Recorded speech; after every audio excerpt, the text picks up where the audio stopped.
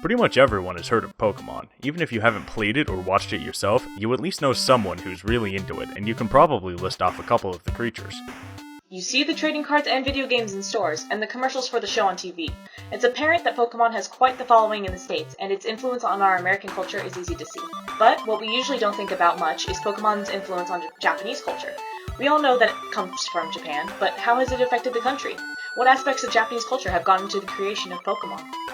The influence on Japan is seen in Pokemon-themed planes and trains, and instant noodles, and even cars. There's clothing, stuffed animals, figurines, collectibles, keychains, phone charms, and so much more. If a product exists, there's probably a Pokemon variant of it.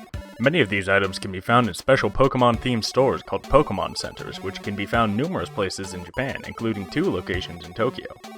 There's also Pokemon stores at Tokyo Station, Kansai Airport, New Chitose, and Amu Plaza, Kagoshima.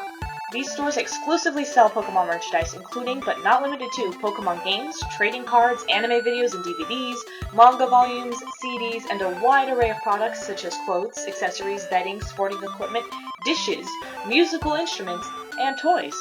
It's quite the attraction. But in order to understand the influence of Pokemon on Japan, you also have to look at how Japan and Japanese culture has influenced Pokemon.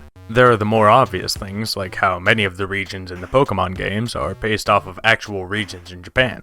Kanto in Pokemon is Kanto in Japan, Johto's counterpart is Kansai, and so on. There are more obscure aspects of Japanese culture throughout the series as well. For instance, have you ever wondered why the useless cart Pokemon, Magikarp, evolves into an all-powerful dragon Gyarados? This comes from Koinobori, colorful carp streamers used to celebrate Children's Day. The carp are used to represent different people in the family, red for the women and girls, blue for the men and boys. The carp are made to look like they are swimming upstream. It is said that when they succeed in swimming to the source of the stream, they can become dragons. Now you know why you suffer through leveling up your Magikarp. There are also many other Pokemon based off of aspects of Japanese culture. Jingling is a bell Pokemon based on Suzu, bells that are part of traditional Shinto shrines and rung before praying in order to get the god's attention.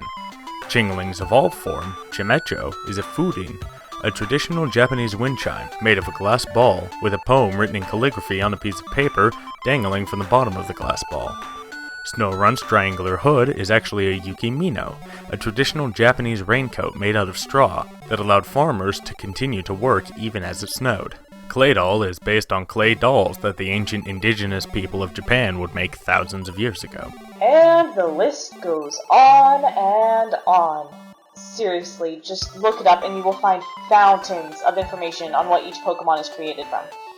Usually it has to do with some aspect of Japanese culture, obscure or obvious. It's all over. Well, that's all the time we have for today. Thank you so much for listening, and we hope you all have super effective days.